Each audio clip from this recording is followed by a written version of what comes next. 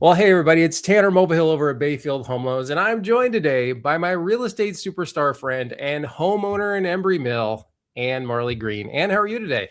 I am doing pretty good. As of recording, we're getting all four seasons in Virginia right now. It was 85 degrees yesterday and it's supposed to snow within the hour. So I got my Starbucks for the first time this month. They're like hot or cold, and you're like hot, please. Yes, yes, done with cold. No more snow. I can't. My daughter has a soccer game tonight. I know they're not going to cancel it. I don't want to sit out there. It's just Right. pick a season. That's right. Okay, well, the first thing we're going to do, we love to go over the stats for the neighborhood, and it's always so fascinating to me kind of see the growth, see what's going on in Embry. So let's take a look. First one we're going to pull up for everybody is kind of the overview of the general purchase market, if I have that correct. So the floor is yours. What are we looking at today? Yeah, so the chart on the left-hand side is kind of everything that we're seeing in the neighborhood right now. So as expected, gearing up into our spring season, we have a ton of new listings coming Yep. up in the neighborhood. Four coming soon, 14 active. I am most excited just because I like things that are a little bit different. There are two of the 55 and older brand new condos being What? resold. Yeah, so they're the first resales of the condos, so not new Okay. construction, but basically new construction because they just finished a couple months ago. Those are actively on the market. And as you can see, trending into more under contract homes Yeah. and getting those sold numbers up for the season. Well, I like how you have the breakdown of the townhouses versus single families too, to give people an idea of like what's selling in the neighborhood. Which I don't know what the breakdown is between townhouse numbers and single family numbers, but if you had to guess, or like, what does that look like? Is it 40% townhomes in the neighborhood and 60 single family? What do you think? I think we're still mostly single family homes in the neighborhood, but once Okay. the condos get completed, if you were to lump like both sets of 55 and older, the townhouse and the condos and the regular townhouses, if you were to lump all those into an others category and then single family homes, I think it'd probably be pretty close to 50-50 when they're done. Interesting. Okay. Makes sense. All right. And then the graph on the right. So let's talk about average days on market because, it was rough there for a while. I mean, that's the generous way to put it. But I feel like things are picking up a lot. So tell us about what's going on. Yep. So definitely some outliers in this one affecting that days on market just a little bit because we are coming off of a slow season, around the holidays. Yeah. So some of the homes that are in that statistic were on for close to 100 days. They listed right at that low season for us. I would say most of the homes that are being listed right now are going under contract within the first 2 weeks. I think too, Stafford in particular, because I help people all over the state, also North Carolina, Florida, Texas, and Washington, if you're out there watching and heading that way. But one of the things I've always felt about Stafford is like, if there's any snow, it's not just like, it snows and now we go back out looking at houses, because what typically happens is then the home gets delayed being put on the market, then it's coming the following Friday or whatever. And then that just it just really shuts things down, in my opinion and experience, for 2 to 3 weeks of just, not saying it completely stops. I'm saying that it really kind of like slows down though. Yeah, and that ice storm in particular. I mean, I grew up in Virginia. We've been here in Stafford since 2017, me and my husband, and I have seen nothing like what we got. I mean, it was 6 inches of solid ice. And did I go out and show houses in it? Yes, I did. Would I do it again? Probably not. I was pickaxing like footholes into my listings to go check on them. So, I Wow. mean, really, everyone should have been inside. So that definitely probably affected some of those numbers as well. Yeah, absolutely. Okay, so we see there at the bottom we have, average single family right now, or for February, was selling at 782,000. The average townhome was going for 545. I mean, just kind of keeping up with the market, just incrementally still going in the right direction. Yep, yeah, houses definitely staying kind of where we saw the end of last year. They were selling in the mid 500s. Single family homes last month they were definitely lower. They were under the Yeah. 700,000 price mark. So we're seeing that kind of go back up towards our normal. couple outliers will throw those things off, but we're going to talk about one in just a moment that's probably going to bump that number up quite a bit for folks. So bear with us just a moment. We're going to go to the next slide we got, though. We're going to talk about kind of the rental wrap up. So tell me a little bit about like what's going on in the rental market. And one thing, could you talk to a little bit about, like, let's say I was getting ready to list my home for rent in Embrey Mill, or I was considering renting in Embrey Mill. Can you talk about the not difficulty, but tell me about the process? Like, it's not as just as easy as be like, oh, they want 3,300. Okay, we'll take it. Yeah, a rental market definitely runs a little bit different timeline than getting your home listed for sale. Still, it is good to touch base and get started on that process sooner rather than later, especially if you have current tenants in the property. Yeah. I always recommend listing a house after the current tenants have already moved out. We have systems in place to make that happen very, very quickly, so we get photos done, get it listed the next day. It can happen all very quickly. Yep. We can absolutely list a home with tenants in it, but it does create a bunch of extra hurdles just because your tenants are having to show the property. They have tenant rights that protect when that can happen. And we all have to understand, are getting absolutely nothing out of you listing your house for rent. They are having to do the showings, do all the inconvenient parts of it. But they are really not getting any benefit out of it. So sometimes it is a little bit hostile when we have current tenants in and just trying to make that work. So I always recommend getting it listed, once those tenants are out, but we can absolutely still schedule a time with them for me to come in and put eyes on the property and get that process started.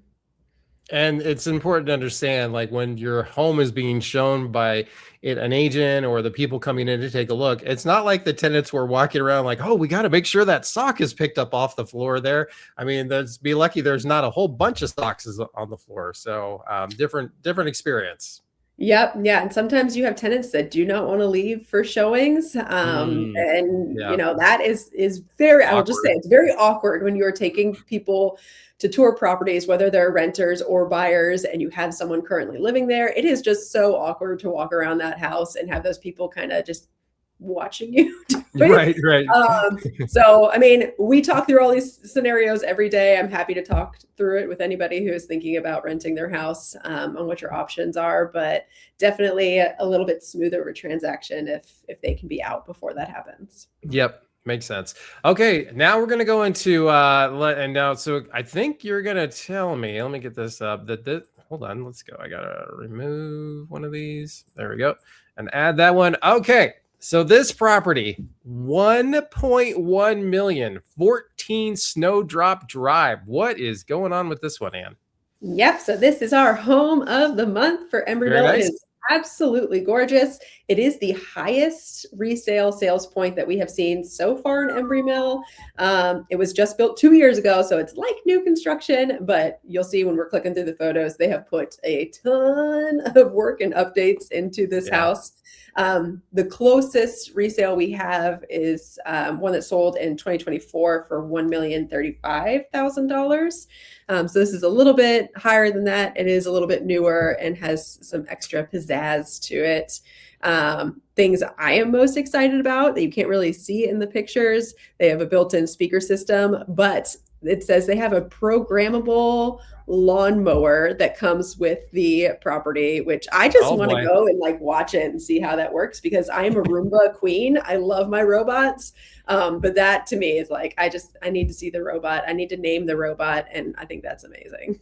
Very nice. Yes. It's an impressive house for sure. It was kind of interesting in the kitchen, kind of almost like industrial colors. Like maybe that's kind of changing out as the more modern stuff that we see for the neighborhood. And like you said, this one being 2 years old, but as expected at 1.1 million, just absolutely gorgeous on this level and really nice touches.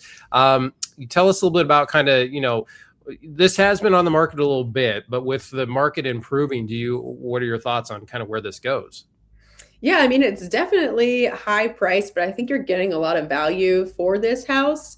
I think it's just one of those, once you reach the million price point, those homes tend to sit a little bit longer.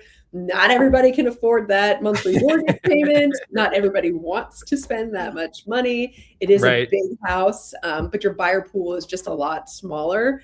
So I don't think it's anything to be said about, how the house shows or anything. I'm sure it shows as beautifully as it looks in the pictures. But I think it just takes a little bit longer in that price point. You're definitely right about that. When you increase that price point, the amount of buyers that can then make this one is going to be pretty small, and then they're going to be picky too, right? So there's going to be other $1.1 million homes that this is being compared against, and that's always the harder part on the upper end stuff. So, but like you can see from the pictures, just a beautiful house, only 2 years old, well maintained, well taken care of. And it just looks great. So, oh wow, that's a really nice flourish right there. Okay, look at that map house. I'm a big fan of wallpaper. All of a sudden, I'm too scared to do it in my own house because I'm just not. I'm not good with sticky things in general. But I love a good accent wallpaper wall. Yeah, it looks really nice. I mean, if it's pulled off the right way, then it really pops. And it kind of, boy, you got the light fixture up there really matches the wallpaper itself. So somebody's got some good taste. So I like it. Yeah, no, it's a great house, and it's got the 3 outdoor living spaces out back with fireplace built into one of those decks, and I just think it's a very unique house. It's tree line views. I think somebody is going to really love it. It's going to be a good fit for them. Certainly, in that price point, you're going to have buyers that are looking for a smaller house on more land. So I think this one is just up to buyer preference on what they're prioritizing. Yeah, makes sense. Well, let's see. How about some final thoughts? I mean, when we're filming this, it's March 12th. So both you and I, we were just commiserating that things are going awesome, and we're just gangbusters right now. What do you anticipate for the next couple months we got going on in Embry? Yeah, no, I think it is going to be a wild selling season. I was telling you before we got on this video that I've worked every day for the past 3 weeks. So, I mean, buyers are out there. I'm having conversations with neighbors every single day about possibly listing their house or, what the best timeline is for them in terms of listing. So happy to have those conversations with anyone watching this video. I do, because I am desperate and losing sleep, have a shameless plug for anyone that is looking to rent their property under 3,800 in the neighborhood. I have renters looking. I have buyers looking too. So if you have any plans to do anything with your house, please reach out to me. I'd love to hear it. Yeah, I mean, you and I are both generally very positive about the market. It's part of our job, but also we believe so strongly in real estate. But when we tell you folks, normally this is kind of how I feel in like May. I don't know about you, but like normally this is like a May feeling, right? Like, oh man, we're so busy, and it's March right now. So what's going to happen in May? It's going to be extra busy, in my opinion. But if you're out there and you're watching our videos, and right now you're sitting on an interest rate over 6% on a VA loan, and they need to reach out to me, because I tell you what, we're helping a lot of folks right now. So it's a good time if you're not gonna sell with Ann, or you're not getting ready to list, but you're gonna stay for a while. Now's your chance to refi. Yeah, no, absolutely. People are doing it all the time right now. So definitely reach out and see what your options are. That's right. Well, we'll see everybody next month with another beautiful home. Everybody out there, have a great day when you're watching this, and go buy a house or sell a house. We'll be back. All right. Thank you.